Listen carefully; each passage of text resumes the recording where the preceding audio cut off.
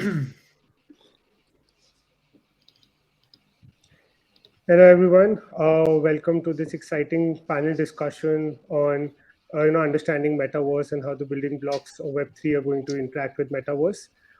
We have Nemesh Sanghvi, who is the founder of CoinCrunch. And if you guys are active on Twitter, you must be seeing all his tweets and all this Twitter space discussion here to host this panel. Over to you, Nemesh. Only if Twitter had its own metaverse already, right? Um, I'm so okay. First of all, thank you so much for setting up this event and giving us the opportunity to talk about metaverse. Um, Many people, including me, don't know a lot about it. So obviously, without wasting any more time, we would like to bring in everybody, all the speakers of the panel, and then we'll start the discussion with them. So first, we have many speakers today here. First of all, we have I'm having technical issues. Dustin Wallace, who's the ambassador of Aragon. We have Travis Wu, who's the CEO and co-founder of High Street. We have Anuj, who's the CEO and co-founder of Wall App. Then we have Shenoy, who is the founder of Super MetaFi. And then we have, oh, wait, where is, yeah, Irfan, hi, who is the co-founder of Hypersign. And, I've had these discussions with some of you guys before, offline and online. And I'm so happy to be here. Without wasting any more time, I would like to throw the first question to you guys, which we'll go in a chronological order, one by one. And would you guys please take some time out to introduce yourself and what you do, and then answer the question around metaverse. So we know what we've sort of heard metaverse outside, right? Like we know that if there is a game where we can wear the VR goggles and play, be part of it, or we can have an avatar inside, inside a Second Life like game where we essentially are projecting a different side of ourselves onto a digital world. It's what metaverse is, what in general people know, right? But now it includes cryptocurrency, decentralization, Web 3.0. So how do you guys look at it, or how would you explain metaverse, and how do you implement it in your respective projects, right? So we'll again start with Dustin, and then Travis, and then so on. Yeah, thank you. So I'm also the founder of F8 Guild. It's a play to earn Web3 gaming guild it's designed as a DAO, structured as a DAO. So using GameFi and these initial primitives in blockchain was a kind of a crucial aspect to coordinate my community around several different games using NFT assets. So there's definitely a portion of it. And Aragon DAOs have been implemented on several different blockchains, and so it's never been this cheap or easy to spin up a DAO and to test than it is now. So I'm glad to be here. Thank you for having me. Right. And Dustin, what do you think about the metaverse? Like, how would you define it in like one sentence if you have to? Yeah, I would define the metaverse as the next iteration of the internet. Right. Okay. Great. We have a lot more questions coming up. Travis, could you tell us what do you do, and how do you define metaverse? Hey guys, Travis here from High Street. We're a commerce-centered metaverse that kind of digitalizes real products from real brands into our MMORPG game. Here, a sweater can become an armor, tennis racket might become a weapon. To date, I think we're probably one of the only metaverses listed on both Coinbase, Binance, and also a bunch of other exchanges. Last week, we broke our record for daily trading volume with over 800 million within 24 hours. And next week, of course, we have our move-in day, which is where our high street homeowners are going to be able to move into the metaverse with their metaverse houses. So yeah, lots of interesting things coming up. We do post a lot of devlogs on Twitter, so anyone who's interested in getting involved with our development, you can go check it out. Regarding the metaverse, I mean, real talk, like I think the metaverse is such an overused term these days. Everyone remotely connected to the internet or have some kind of graphical representation of anything is automatically classified as metaverse. It kind of dilutes the term. It kind of creates this communication breakdown, in my opinion, where if I want to figure out what people are doing, I got to peel back like multiple layers to figure out what exactly this thing is. And I think, but for today's topic, I think we just have to stick with pointing out what the difference between a game and a metaverse is. So I think while a game is the brainchild of a creator, the ultimate form of immersive storytelling, at the end of the day, it's art and it's a masterpiece of self-expression from the game creator's perspective. While metaverse, while similar in terms of technology and its composition, is built from the collective mind of its users. So I think it shapes itself like a society does. While games have an end game, has an ending potentially, a metaverse is perpetual and more sustainable, hopefully. So that's kind of how I would point out the differences. Interesting. And you have an active metaverse. So we'll come back to that as well. Next, we have Anuj. Anuj, how would you explain metaverse? And please also tell us what you do, what Wall app does. Yeah. Hey guys, this is Anuj. I'm co-founder at Wall. Wall is a discovery platform.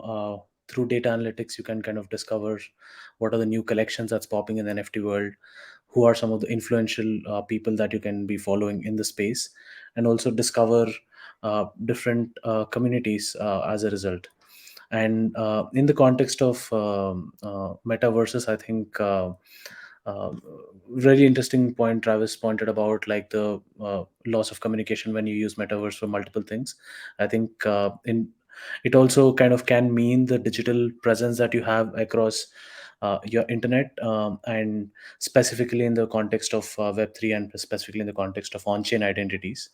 Your metaverse is your sort of like a different frame to look at it is also your sort of your wallet and your assets and all the identity that you create online, and the spaces that you go and interact virtually. All of this combined is kind of the metaverse. And we've been living in the metaverse for a while, where all of our identity has been tracked by Web2 platforms. I think now the next wave of revolution what Web3 is bringing in is having access and control to that data and information, and being able to sort of have more control user experiences around it. And that's what we're also interested in, helping other people discover new experiences, new metaverses, both games and metaverse worlds, through other people. Like, where are my friends going, hanging out, what communities are they hanging out, what are the NFTs they're buying. So that's Right. what we intend to do at Wall.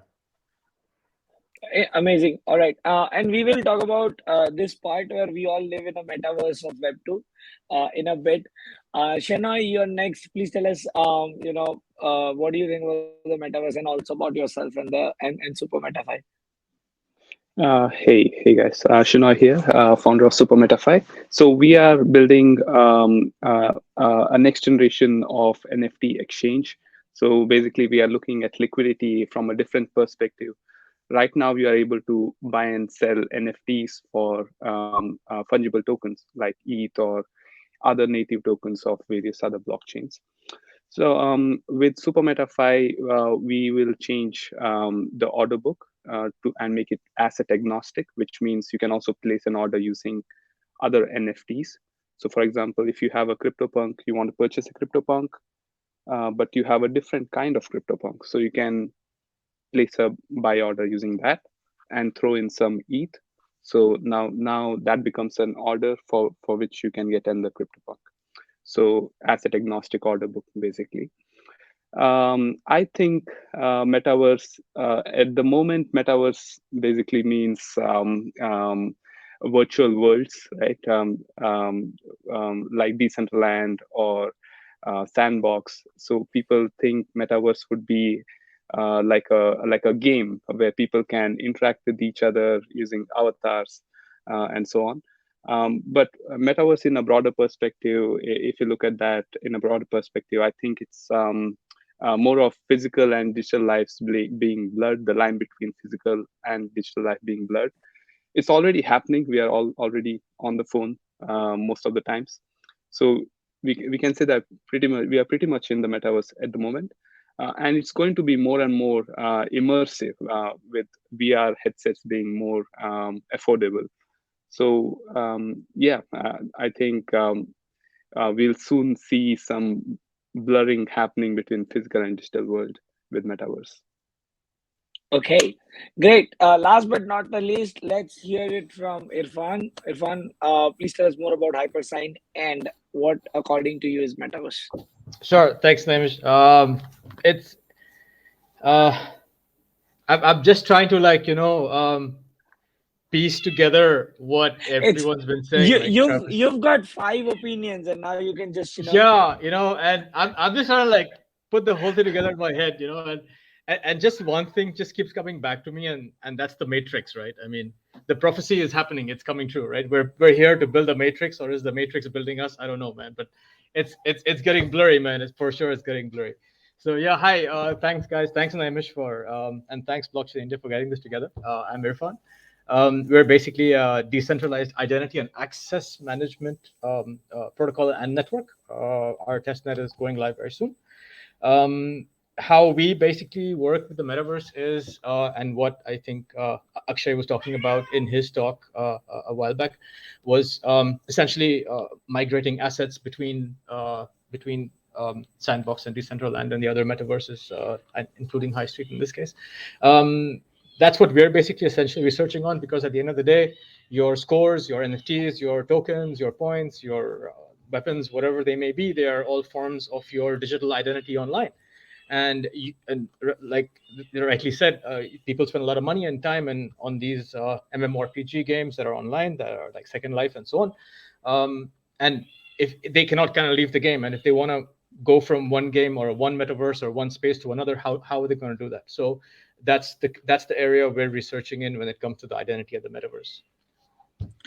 Amazing. So we've got people who are working on identity on the metaverse. We've got people who are actually building the blocks of them with the DAOs and all. We have actual metaverse running out there with High Street, and then we have other interactive we have NFT marketplaces and interactions with the metaverse, right, with Wall app. All of you guys, thank you so much for tuning in.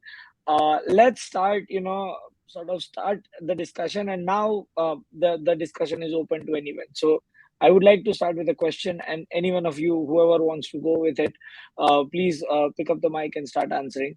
I want to understand that all we see in headlines right now is JP Morgan or some other bank or some other major organization bought a land on the metaverse, on one of those popular metaverse, and then they've set up like a virtual place there to engage, right? And all of you are some way are interacting with these virtual lands and all of that. So tell me, how does it generate value for someone to be on the metaverse, right? For an organization like this to be on metaverse. So what do you think? I can certainly speak to this. I know recently we saw McDonald's, for instance, file some patents for a metaverse drive-through, I believe. So I definitely see the delivery of real-world goods through metaverse interactions. Obviously, ticketing will be another way that, for instance, a bar or a bank or a sporting event will be able to offer real-world interactions with metaverse assets. So I definitely see, and then another trend will be the development of the real estate, in particular metaverse, the commercialization of that through smart contracts and the like. So thank you. Yeah, so from High Street's perspective, I guess we are working with banks and all these different brands. And I'd say like number one thing, low-hanging fruit, brand awareness. Super easy to understand as a proposition. If your competitors are doing it, they must know something. You probably want to do it as well. Honestly, the easiest sell to most of these brands. However, you can take things one step further to start looking at business utilities from it, right? a bank can use the metaverse to target next generation of people who are, essentially gaining financial freedom and independence just now. They can demystify investments. People have this distrust towards big banks, obviously, especially the younger generation. How do you figure out a way to rebrand yourself in the metaverse, integrate quests and stuff like that to help build credits, or basically speak their language, right? So this is kind of a way to look at utilities in a different way. Other things like retail or grocery stores, right? Let's think about like something like grocery stores. A lot of people think grocery store metaverse is really dumb because you'll just be pushing a virtual shopping cart down an aisle and Yeah. try to pick things on a shelf.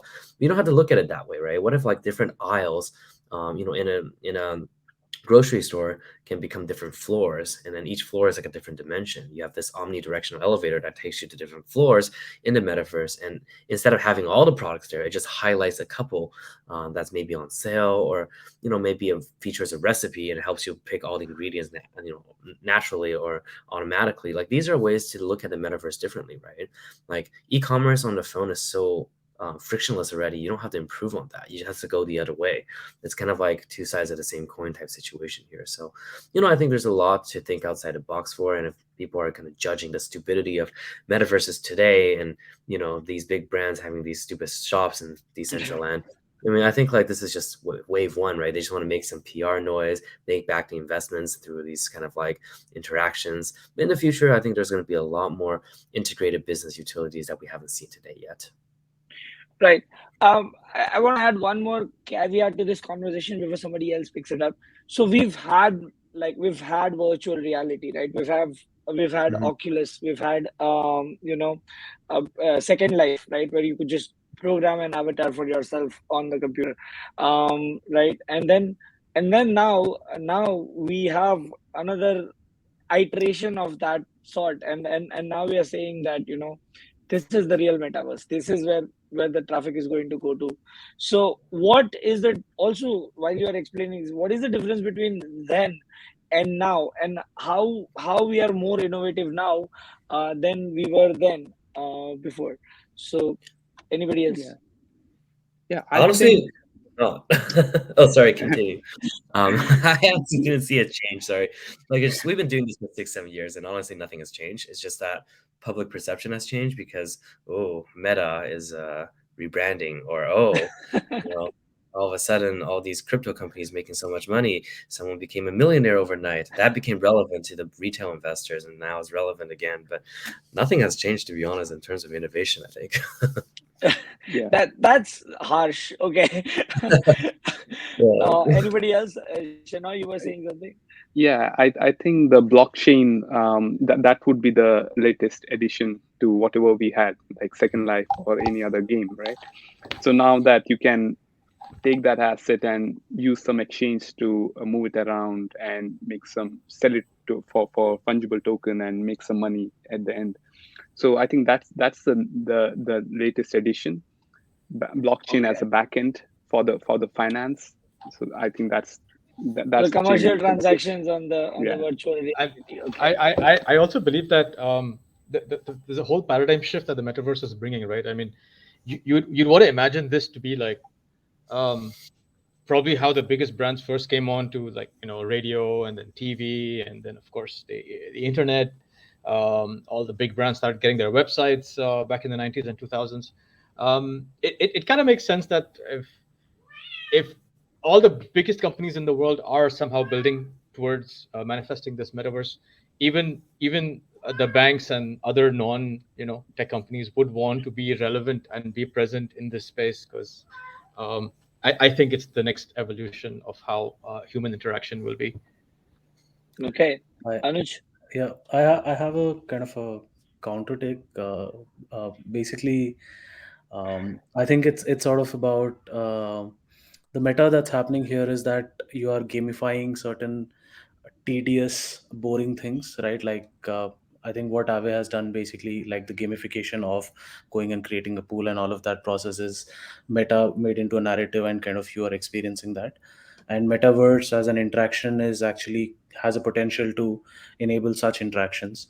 Having said that, it sort of comes down to how immersive or engaging the experience is. Like of all the people There are probably, like, even for a lot of people on the panel right now, I don't know how many of us spend a bunch of time on Decentraland the way it is right now. We might still go check out some events and things like that, but I think it's not yet at a point where it's like a video game where I would love to play. And I think the hardware really take off probably when Apple launches its own headset. I think that's going to be the trigger where a lot of us are going to shift there.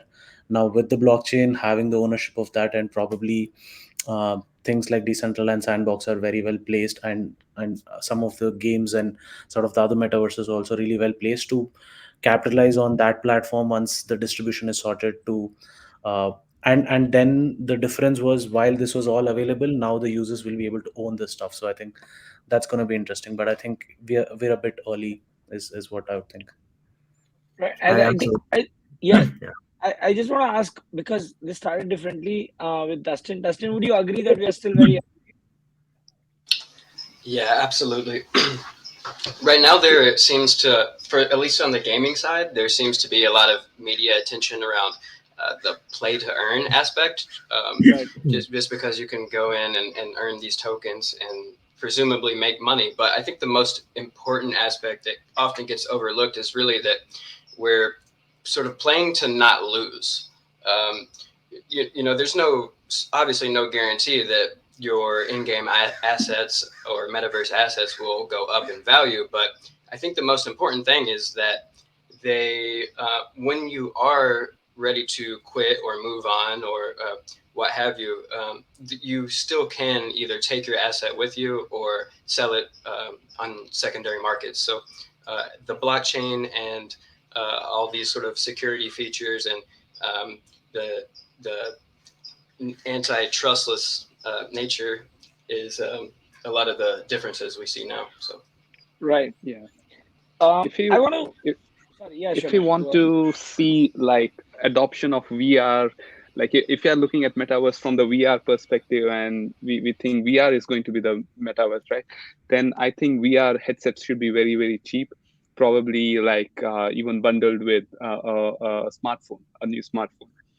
You're I think you're actually absolutely right, and I think like a lot of companies have been trying that. So like HTC, for example, has been looking at Southeast Asia, pairing their kind of Vive Flow and Vive kind of like focus devices with smartphone plans. I know Samsung tried that a while back.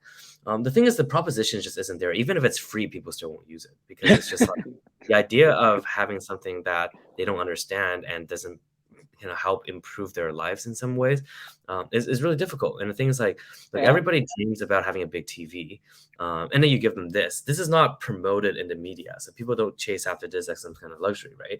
So you end up only having the Western, basically American presence, and maybe a bit in Japan, that dominates kind of the Oculus usage, which is not a low number by any chance in today's standards, millions of devices still. It's just that comparatively to the smartphone adoption, it's not quite there yet. And I think like content has to do with it. You have one company, basically, Facebook, investing billions into it, and nobody else really catching up to this, right? And you look, I've been a VR player for like since the cardboard ages, and before that, the ones and stuff like that. And look, we've been looking for AAA games, right? Half-Life Alex came close, and then came the Quest, and then all of a sudden, everybody's attention shifted towards this. This thing is a mobile platform, and you kind of went backwards because the limitation is so constrained to a mobile processor. You can't really do all the fun, fancy graphic stuff anymore. And then with crypto, they kind of rolled it back even more. Everyone needs to be on a browser. Now, you want to make browser run on VR. That's just like, ugh. Like, I mean, if you want some good quality stuff, that's not going to work. And then so what ended up happening is that all the GameFi companies started coming in, and it's all run by crypto people thinking they can pay a lot of money after raising a lot of money to a studio very cheaply to make a game, and then somehow it'll be AAA quality. And then all you see is asset bundles being bought on Unreal Engine and then being displayed as in-game footages. And there we go. That's kind of the state of the metaverse. So I agree with everyone else who just spoke before me because, they're 100%. We're too early, I think, but we just have to keep building, right? Right. And this is the perfect segue for me, because I did not just want to talk about gaming in metaverse, right? I don't say that gaming equals to metaverse or metaverse equals to virtual reality gaming, right? Because there's a lot of applications to it, the way, right? besides gaming, there's also Meta out there advertising that there will be like virtual conferences, right? It would be like, the Avengers sitting together from different places, like how they show it in the movies, right?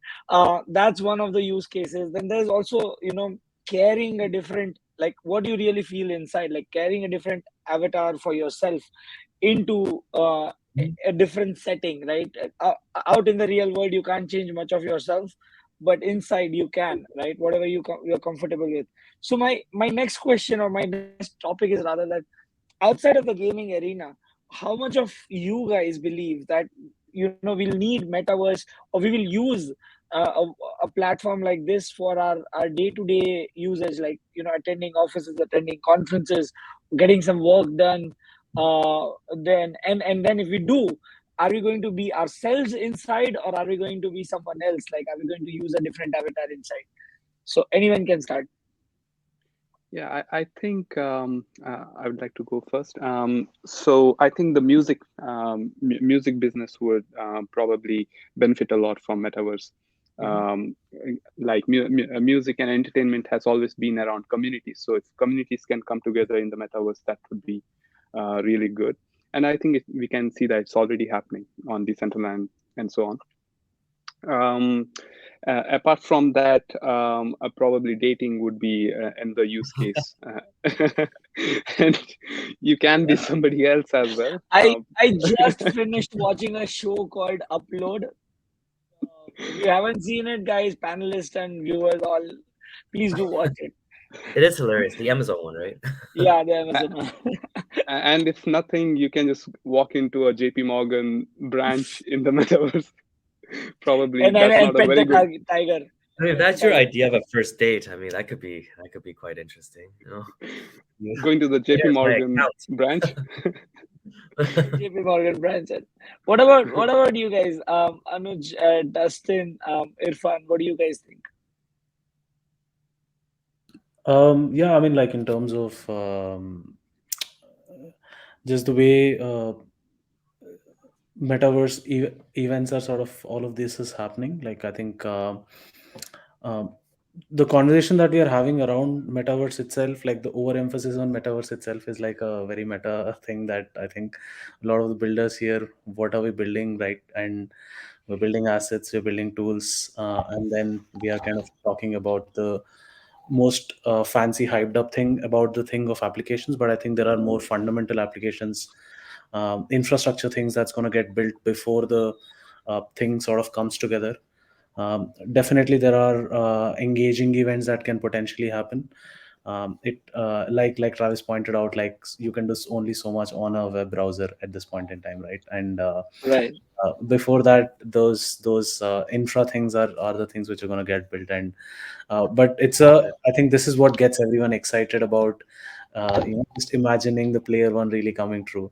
So that narrative is what sort of drives the attention, and that gets builders into the space and users into the space and start using those products.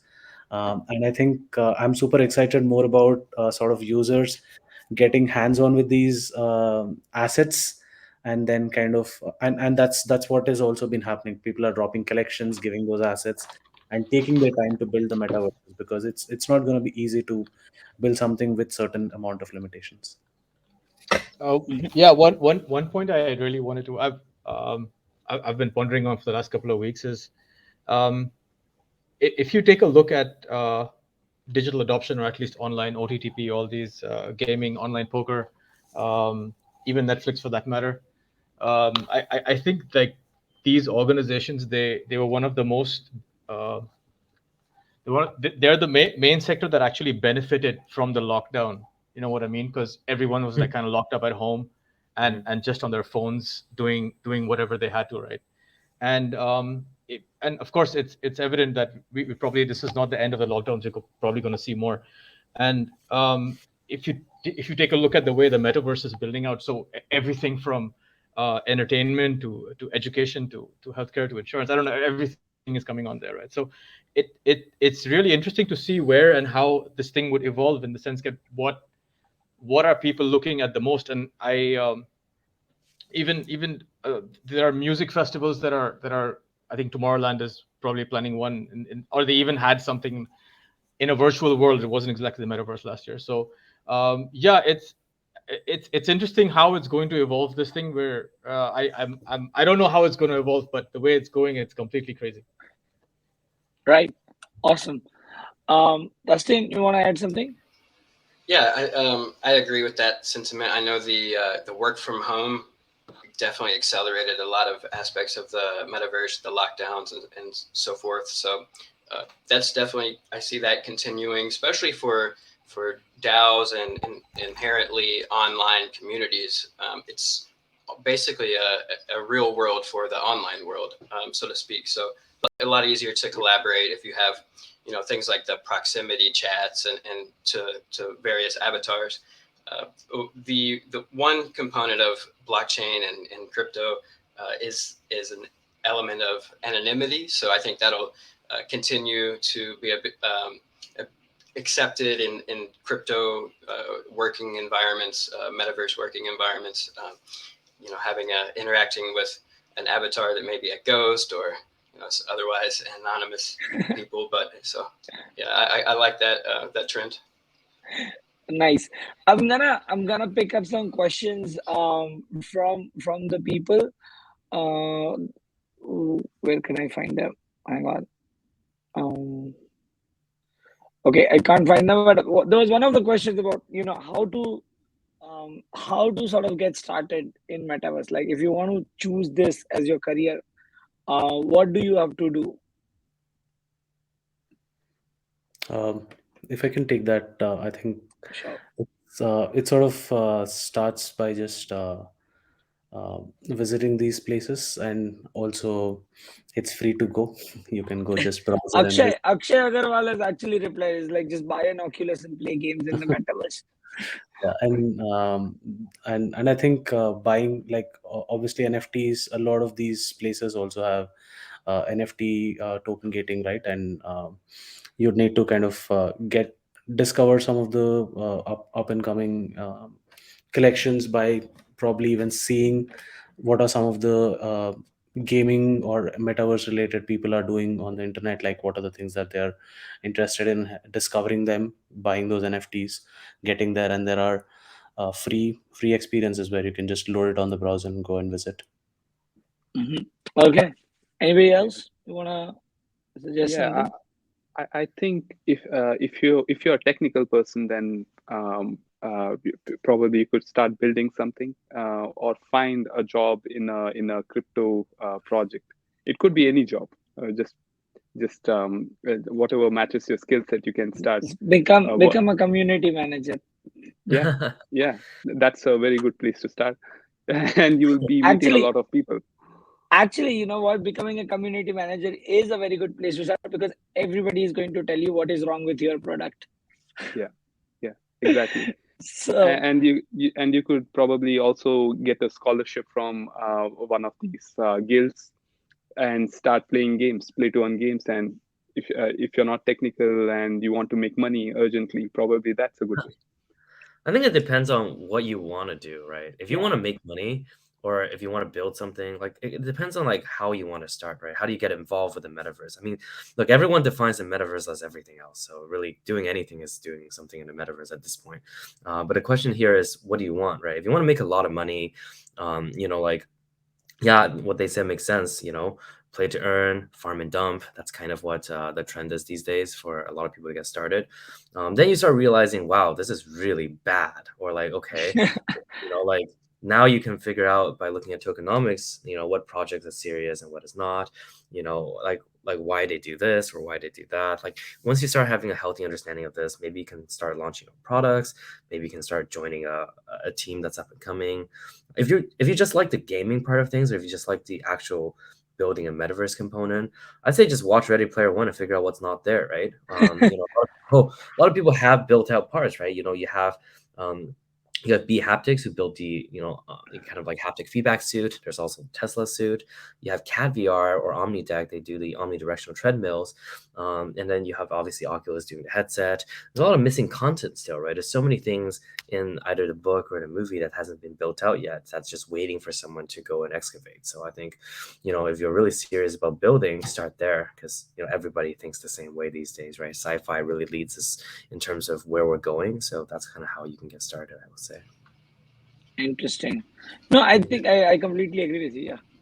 Yeah. Actually, Yeah. if I may, so as I agree, the play to earn could be an easy way for anyone to get started, at least interacting with some of the protocols with little to nothing up front. Having founded a play to earn guild, I do know that it unlocks a lot of latent talent, the scholarship model. If you do give someone at least the ability to earn while they're online, while they're interacting with the community, it definitely allows them to be creative, to have the time to contribute. And so if I were to just get started today, I would do the same thing as I did. I would go to a DAO and start working. I mean, whatever skills you have, DAOs will necessarily need as well. So you don't have to be a programmer or maybe you're good at writing or translation. It could be something as simple as that. So the permissionless nature of DAOs and decentralized orgs is that you can. There's no one to tell you that you can't work, you can't contribute, right? As long as you can prove that what you have is valuable, I think that would be a great place to start. Amazing. And also, Dustin, I kind of also agree with you, and I also want to add that DAOs also give you the ability to contribute without revealing your identity, right? And it's important to some people, right? To learn and to contribute anonymously or pseudonymously rather than using their real name, which is one of the greatest things that we are able to achieve in the new crypto blockchain world, right? The people, if they choose to, they can protect their identity. Yeah, until they use fiat off ramp, then Again, then see, you're now we are talking about talking to people who you want to work with and them not knowing who you are, right? Versus the authorities trying to find out who you are. So I'm sitting on in this panel. I know all of you guys are from Metaverse, and I don't want you to find out who I am, right? So I can choose to do that, but outside make money and I'm going to pay taxes. So I don't mind the government finding out who I am, but I don't want the community finding out, because I may be doing 10 things and I don't want to all juggle them in one place, right? This is how I look at it, at least. agreed. There are other questions. One of the questions is that what's your take on Microsoft stepping into this from the recent acquisitions? Also, from a career perspective, what would be the skill set? Okay, we've already discussed the skill set, but what do you think about these major organizations coming into this space? I think it's a good fight for Meta. If Meta was thinking that Metaverse is theirs, then probably Microsoft stepping in would be a very good contender for them. So are you saying that it's only there because there is like Meta took an initiative and then these guys have to follow? Well, if you look at Metaverse, Microsoft is a major part of the Metaverse. Even NVIDIA is a part of Metaverse, right? All these are Metaverse infrastructure companies. So we need competition in order to grow faster, right? I think even Microsoft has released a video of what they're building. It looks really good, and it will encourage other people to build much better applications and much better technologies. So it's a good fight for Meta and others. Like we can also use Oculus for crypto-based metaverses like Decentralized. It can also be used for Meta, and Microsoft technologies can also be used for. I think it's a lot of interconnections and interplay. So it's Right. Yeah, So building on that though, I think like so Microsoft isn't new to the space, right? If you think about it, yeah, HoloLens has been something they're working on for a long time, and obviously, I think like the rise of Magic Leap kind of killed AR for a little bit because it was overvalued, overhyped, and made it a joke kind of thing. And there's a lot of healthy ecosystem builders in the aerospace that got knocked out because of, nobody wanted to fund something that's so undervalued or so underfunded compared to Magically. Then it was like, oh, if that much money can't do it, then no one else can do it. So it kind of killed a lot of healthy ecosystem building up front. Microsoft kind of sustained because they're able to, front the cash. Obviously, the big military deal in the past, was great for them. They also had a really successful kind of like rollout of something that not a lot of people know about, which is the Windows mixed reality headsets, right? They kind of screwed up the term mixed reality for everyone, but Acer, had their own version. HP had their own version, and then the HP Reverb is actually the best headset for simulation, right? Either it's flight simulator or driving simulator. It's actually a fantastic device, but not a lot of people know about this stuff. So secretly and quietly, Microsoft has been building the backbone for it. Even for a PC VR, right? If you play on Oculus, guess what? You're using Windows, right? Because it doesn't run on Mac. You're yeah. using Windows. So I would say they are the backbone infrastructure of this whole thing. Google is as well, right? Oculus currently runs on Android OS, and I mean the Quest, but they thought about building their own OS, but kind of failed miserably. So they're kind of using Android once again. So I think like, all these different players in these massive fields, like, what was brought up, like NVIDIA is powering a lot of this graphical processing and rendering as well. AMD's catching up, hopefully, breeding more competition in this space. So I think like it definitely is a very, very, very healthy ecosystem. Now the one thing about Microsoft recently is obviously the Blizzard acquisition, and a lot of people are consolidating gaming kind of like companies. The one thing that's I think good about this is obviously, well, gaming salary is about to raise like by 5x. The same way, like, I think JavaScript and web development, salary started growing so fast after React and Google's I guess like various different forms of frameworks came out. But I think we'll see the same thing in gaming. Hopefully it consolidates. Hopefully the method of building a game consolidates so we can all speak the same language when we're building games. So our metaverse, your game, everyone kind of interoperate somehow together. So I'm kind of excited for that. Amazing. Okay. I wanted to segue into talking about who's going to be winning this race, decentralized protocol versus centralized protocol, who's going to be building mixed reality metaverse of the future. But before we get into that, I would love to take some questions again from the audience. There are a bunch of them. So one of them is, when will we see dating happening in the metaverse using crypto, smart contracts, and NFTs? I mean, slightly dystopian, but like, I mean, like dating is kind of like, I don't know, like you swipe right on the metaverse avatars, or like it's like, oh, blind dating. I've seen a lot of projects thrown at me actually that has a lot of dating components to it, and I mean, it's not like I it didn't think exist. People were getting married on World of Warcraft like 20 years ago, so I'm already there. Okay. I have a follow-up question, but please, anybody else, please throw in some light. Yeah. I think when it comes to gifting, metaverse gifting, I think high street could be used there.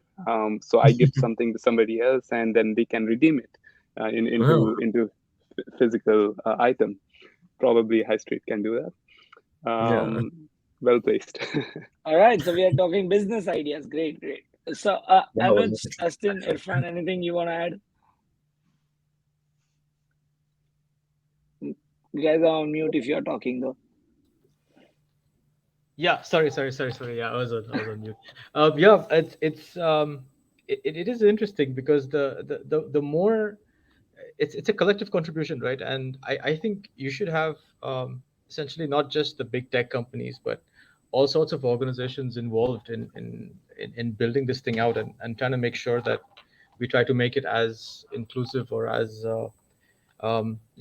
even for differently abled people to be able to access this in an easy way. So I think the more funding that this industry as a segment receives, the better it is for everyone, for them to build the infrastructure, for them to build the access tools, whether they're headsets, whether they're their backpacks, whether there's just interface tools that are coming out. Probably we won't even need headsets. I don't know where this thing is headed. So yeah, I think it makes a whole lot of sense for just everyone to sort of get involved and build this thing collectively. I'm just Okay, waiting for But Apple then to. Sorry. what are you waiting for? I'm just waiting for Apple to drop its headset. Next I year. think App Store is gonna get. I think it's gonna be very Headsets. interesting. It's gonna be very interesting to see how the open metaverse is gonna sort of play out in the context of Yeah. like App But Store. if Apple launches, it's gonna be like headsets with like the wire or the speakers sold differently or separately, right? only for I And one don't, then eye. I Only don't for like know. a one eye. charging Multiplayer is gonna dongle be sold sold separately. separately as well. So Naimish, you said like you said last sometime back that you can assume any identity. So dating would be a little bit difficult, right? I think even in the comment section, people are talking about Angel Priya. So there'll be a lot of Angel Priyas when it comes to metaverse catfishes. dating. That's For what sure. makes it interesting, right? You can become a dinosaur and go for a date. You know what I mean? People who are into dinosaurs are gonna come back on you. You Okay, know what I mean? now I can't contain this It's question. gonna Okay, get I mean, like I you can date all of them. I mean, I gotta have catch to Yeah, them you all. can ask say no. this. Yeah. Ask this. If you are, in your real life, if you are in a relationship with someone, but on the metaverse, you are a different avatar, and you sort of start dating someone of a completely different avatar. Are you cheating or are you not cheating? No, I don't What think so. happens in the metaverse stays in the metaverse. It's What okay. happens in the metaverse stays in the metaverse. So, I used to, now I have a new question to ask people, because I used to ask people like, if you are a vegetarian and they make, meat out of stem cells in a laboratory, are you going to eat it or not? But now that was not an interesting subject. This one seems to be a better subject, right? I could Um, try that. I could try that fake meat. I mean, is it really fake? But I mean, like, it is not still fake. real cells, right? It's It's made in real. a laboratory with real cells. It's It's real still meat. meat. It's real meat. Real meat. So it's for the moral grounds, right? And that's what talking about metaverse. It's that at a stage where we don't know how much of a transition from the real life will happen to these virtual or mixed realities, right? But then we're gonna have to wait and figure it out. There are some specific questions for you guys. So there is one for Travis. What's the Mhm. inspiration behind the name High Street? Well, honestly, there's a lot, but it's like kind of like high fashion and then streetwear because we happen to work with a lot of different brands. But actually, like if you guys like the book Ready Player One, High Street is actually one of the locations within it. But I'll let people dig and find where that Easter egg is down the We have road. a mall named High Street here in India. That's awesome. We'll definitely go and set up a shop or something. We got to do some like VR arcade where you can only play to earn in there, and it'll be like the You should do that. Totally. yeah. It'll pay off your debts. We'll trap you into one of those boxes. You can't come out until you finish, playing your sessions. Okay. All right. Okay. So, where does one find a reliable and safe list of DAOs? I think this is very specific to, you know, like, where is it? Shanai. Sorry, no, Dustin. Yeah, I left a few links right there. Oh, you DeepDAO.io left in is the comments. Yeah. it's a really useful tool for tracking DAOs, and you can even track your votes that you have or other people have. And then the Aragon.org is a good place to have a really informative blog about all different types of DAOs and different verticals and how-to educational series. So that's where I would recommend. Aragon also has a court, right, for decentralized settlement. Yeah, they have a lot of interesting products. The Aragon Court is a resolution. Yeah. So there's guardians, and then if you have a dispute that needs resolved, and the guardians are called on to figure it out. Guardians of the Aragon. Guardians of the Metaverse. Absolutely. Okay, so thank you, Dustin. There's a question for Irfan. is there a series of metaverse allocations or airdrops on the cards for hypersign community? Yeah, I mean, sure. We could. We're definitely planning one with Initialize Metaverse. Right. I'm not sure what the final date is on that. I'll let Manav talk a little bit about that. But yeah, we're also planning an NFT drop soon. So yeah, just stay tuned. Follow us on Twitter, and we'll announce the dates. Yeah, so Initialize Metaverse is gonna go on for like 6 months, right? So there's a lot more happening in the series. Please do make sure that you're following the right handle so you don't miss out on the future events as well. Yeah. Right. So there are two more questions. We'll take it and then we'll go. We'll start with the closing thought of all of you guys. So the second last question is, please comment on the identity verification in the metaverse. Hmm. Yeah, that's a tricky one actually, because we try to be decentralized, but it's actually not in the customer's benefit to be decentralized right now. If we want to just play within this NFT crowd or this kind of like crypto native crowd, it's fine. But if you want to expand the community or the metaverse to encompass a lot of the mainstream people who are essentially not, they're completely idiots when it comes to crypto, it's really, really hard to just say, hey, go make a wallet and connect it. And all of a sudden, things happen. You have to buy ETH, you got to buy things, it's really complicated. And if you don't want to do that, you want people to come in and maybe just scan a QR code, log in with their email and stuff like that, just like Web 2, then you have to be semi-centralized. So then when you're semi-centralized, how do you then obscure the user's identity? And for us, if we're doing shopping, we have to do shipping. How do you prevent us from knowing it? So you have to do zero knowledge kind of identity proofs and stuff like that. And I think like ZK kind of like KYC methods are probably going to be something important for everyone to implement if we're doing this kind of Web 2.5 situation. So that's kind of my thoughts on that, at least. That's absolutely right, Travis. So of course, HyperSign, what we're building is a decentralized identity network and protocol. And if you look at how regulation gets involved, right? So crypto, nobody cared about it like 4 or 5 years ago. Now that it's like it's worth so much more, you have so many people involved. Obviously, regulation is going to get involved. I personally feel that regulation is gonna split, and I'm not even coming to the metaverse yet. I'm just talking about the crypto community, right? It's probably gonna split the industry into two. You're gonna have your regular cypherpunks who want to be lost in or obscured with, they don't want to be doxxed and they want to live in that obscurity. But at the same time, for more serious organizations that are working with, real world banks, we're working with fiat, we're working with government and so on, they're going to have to offer this, right? I mean, if you, even Uniswap got a document saying that they have to start doing KYC and so on. So this is where HyperSign plays. We're really building out this role that how can we ensure that users are able to, number one, operate as an anonymous user on these decentralized worlds, as well as at the same time maintain their identity and probably even use that same identity to access different metaverses as well as applications, right? There's a lot of work happening on what is called and as Travis rightly said, there's a lot of ZK work being involved as well. So the fundamental layer or technology that is being built here is what is known the DID, which is the Decentralized Identifier. And this is where we are also heavily researching that how can, number one, we maintain user privacy? How can users use that data to access different metaverses?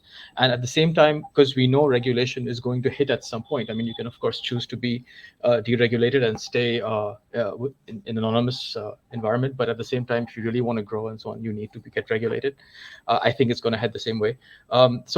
What HyperSign is actually building is a DID network and resolver that is going to allow people to basically own their identities in total privacy, as well as still maintain their access to these apps or dApps rather, or these metaverses in a more privacy-centric manner.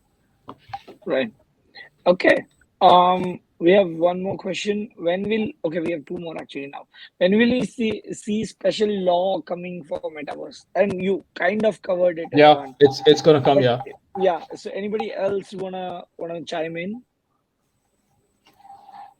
Well, a law by law, are we talking about tax or Regulations on the metaverse, right? Governance. yeah? We already saw what happened with tax in India, and they are even talking about more than 30% tax, right? But yeah, That's it. That's what. Sorry, Shana. So just one point, right? So I mean, apart from tax, right? So there was one scenario in the metaverse that um, a person A harassed person B in the metaverse. Okay, they harassed in some form or the other. Now, what is supposed to happen after that? Who is supposed to mediate? Yeah. Who is supposed who how do you tell? So when these so cyberbullying has been around for a while, right? You have all these weirdos who are preying on kids and so on. So um, there's a lot of that is probably going to transpire into the metaverse, and I think that's where the regulation is where it's going to hit hard. Right. I Anybody think else? Any maybe conclusion? Travis would be the best person to talk about this, I guess. No, I thought about that for a while. It's actually a really hard question. Like, harassment does happen. Like, you saw the overblown one that's like in Facebook's Meta and stuff like that. I mean, obviously that's just PR and press chasing coverage and things like that. But it is going to be a real deal because gaming is such a toxic culture, right? And for those of us who've been on various different video games all the time, it's not just it's just an environment it creates. It's super toxicity, especially the more anonymous you are, as human nature goes, the more toxic we become, right? And see that in all of us run crypto companies. Just look at our community, look at the FUD, look at the random kind of like people hating on random people. It just happens. And I think, like, honestly, what I would like to do is just give them both a giant sword, throw them in an arena, let them fight it out, and that will be the end of it. Trial by combat, done. And that would be the way to settle this. But it's hard. Some people, are going to get But you really can hurt. just switch off, right? You can just get out and not fight. Yeah, you could log out, or I give you a gun and you shoot the guy, right? That's fantastic. But that's perpetuating violence, and again, not something that's Right. condoned in today's civilization. I would love for that to happen. metaprison. It would be absolutely fantastic to stream that too. Oh, But, unfortunately, okay. we haven't. I mean, to Travis' point, I think there is an interesting conundrum here is that there is this whole serious thing about law, right? And then there is this whole fun thing about like gaming, Yeah, and and like how these two worlds meet is going to be super interesting to see where they draw those lines. And yeah, uh, yeah, that is where I think the lines sort of get blurred, where some sort of norms are set within these communities. I think there is that toxic culture which also happens in sub communities within gaming. And there are ways which the gaming guilds have sort of figured out how to deal with them, whether that is like someone quitting and Counter-Strike game in the middle, getting like thrown out of the game for a while and things like that. So I think those sorts of things is what I see is also in a very interesting way these are handled. I think, like, maybe like building on that, like if the community can rally behind certain points. So like you see someone getting bullied, and what if the community rallies and defend the person, right? I don't like the idea of banning someone and things like that, because then all of a sudden you become very, very centralized, right? That's something that we're trying to avoid. Facebook can ban you whenever they want to, but if we're trying to build a decentralized metaverse, a person can log back in with like a different wallet ID, right? So there's all sorts of things here that I think, like, it has to be a healthy balance. Like, look, we need check and balances in place. So for example, in real life, I'm not going to, if you're really angry at someone, like, you're not gonna go stab them, right? Not gonna happen. There are laws in place and morally wrong, and then there's also other people are watching you, so you might get arrested. So there's that layer of law that protects you, because people are cautiously good, because we're afraid of the consequences. But then all of a sudden in the anonymous world, there's no more consequences, and people are just like complete beasts. But then Right. if we can figure out check and balance where the community starts policing each other in a way, then maybe we can get around this anonymous kind of situation differently. But I'm not sure. Like, honestly, like, Right. I mean, Dustin would be a good kind of like responder for this, because he's I seen a think lot we of need DAOs, I think we should have another session on how the governance should be within the metaverse. That's a topic of its own, right? And we all should chime in that, and a lot of other experts can as well. We are at 8 o'clock India time, which means we are already late and we have finished our golden hour. But I would love it for you guys to just give us like 2 minutes of your closing thoughts, or rather 1 minute. Please try to keep it short, of your closing thoughts on the subject. So again, we'll start the same order. Let's start with Dustin. Yeah. So I know that we mentioned whether centralized or decentralized metaverse instances will win out in the day at the end, and there'll probably always be a use for both of them. But in my experience, those that have joined the Web3 never go back to the way it was done. Right. Once you see that you can keep your data privacy or just remain anonymous, or sell your assets and move on to a different game, you don't put up with some of the things that we've had to during the beginning of the internet.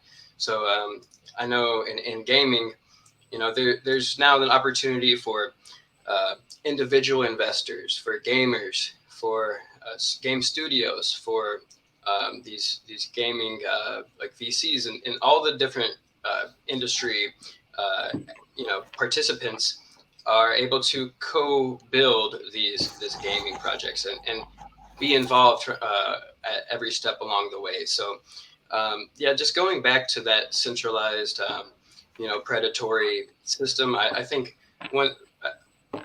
I think it's going out. So thanks for having me too. It's been a wonderful pleasure to talk to you all and get to know you. So Thank you, Dustin. It was a pleasure to talk to you as well.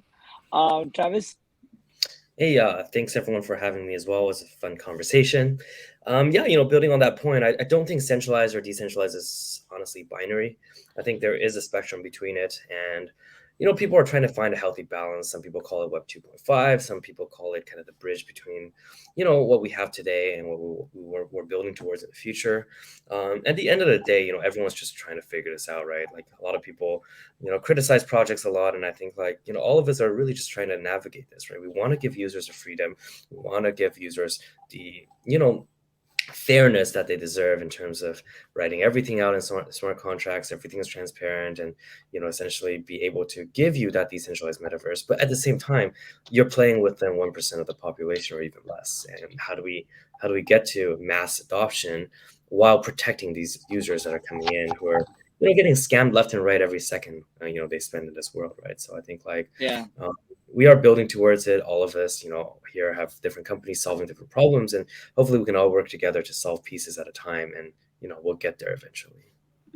Yes, let's hope so. And I agree with you. It's more like a Web 2.5, and it's not a black and white thing. It's always going to be a balance, like Dustin said. Anuj was the next one. Anuj. Thanks everyone for kind of taking time out and being a part of this conversation. Great catching up with you all. And I think about the space and about generally, I think about metaverse. I'm more excited about sort of the builders getting into the space and the things that's happening. Thanks to all the excitement that 2021 brought into the space. I think a lot of the fundamental. It always happens, right? You sell first and then you kind of go and build, and which has been how crypto works. And now that hype is here, I'm super excited to see what sort of products come into the space, and personally also excited about how this whole identity, on-chain identity, and how individual profiles kind of become a key piece in being able to represent ourselves on the metaverse, and what does that mean for our digital identities, not just in the metaverse but just as an way of me having an identity and getting rewards and having control over certain things which I am involved in. So thanks again for everyone for connecting. Thank you so much, Anuj, for joining. Irfan. Yep. Could you guys hear me? Sorry, I have my mic. Yes. Yeah. Thanks everyone. It was an interesting conversation. I really liked it. As far as the metaverse goes, it's an interesting time to be alive, because we're sort of I think we'll run out of new worlds to find on this planet.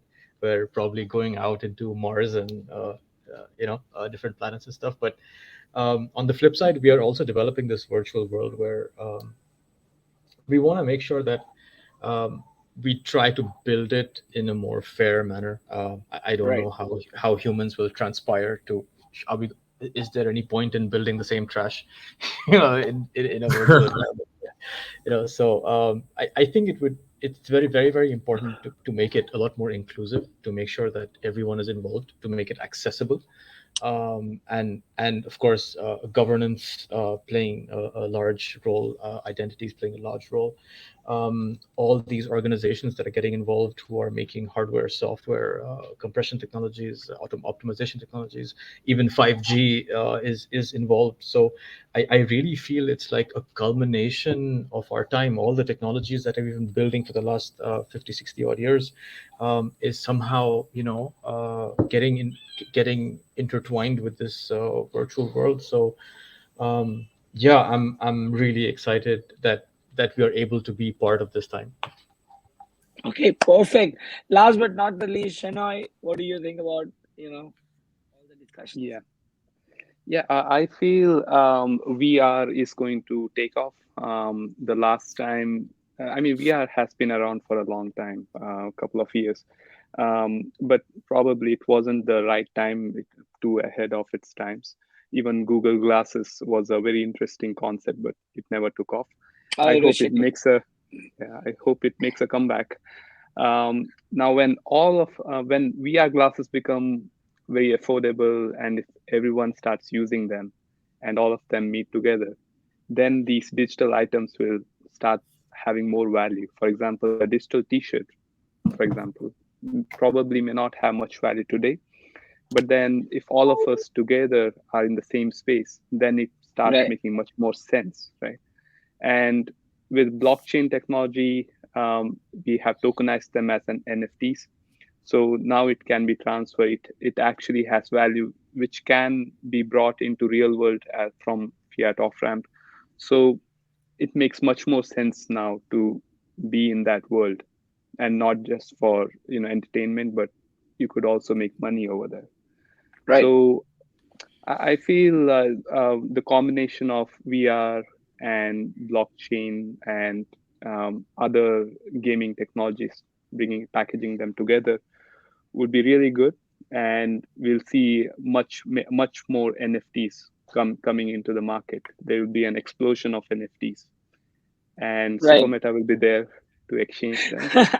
I was just about to say that, exchange barter will happen on Supermeta. Yeah. So I'll give my T-shirt for your hat. So yeah, something like that. amazing. All right. That we do on PUBG as well. Now there will be a financial transaction around it. Thank you so much, everybody, for joining. Thank you, Manav and Akshay, for starting the initiative and starting to talk about Metaverse. We look forward to more such sessions. We look forward to talking to you guys again for different kinds of topics, different sessions. And thank you all the people who are watching the video religiously for the last 1 hour and 30 minutes.